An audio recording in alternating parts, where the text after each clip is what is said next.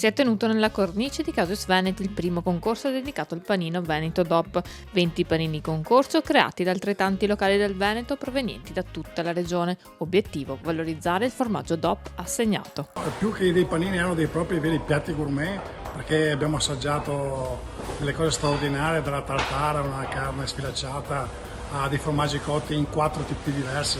Quindi i concorrenti sono veramente sbizzarriti e noi abbiamo apprezzato molto la loro creatività. I ragazzi sono stati tutti molto consapevoli di quello che stavano facendo, quindi territorio, grande attenzione ai prodotti, sono veramente felicissimo che le nuove generazioni di questi ragazzi, tutti molto giovani, siano così precisi e attenti nella ricerca di piccolissimi produttori eticamente corretti che rispettano il territorio appunto e le tradizioni.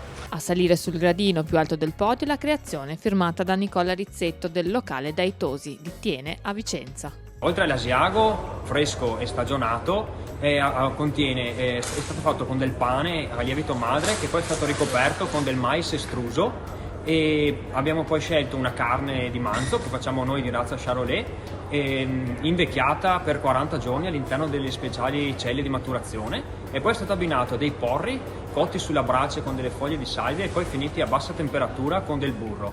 E un altro ingrediente con cui è stato abbinato è stato il guanciale, che periodicamente durante la stagionatura viene lavato con del prosecco di Valdobbiadene, che anche questo viene prima cotto a bassa temperatura, poi cubettato e passato in forno per renderlo croccante.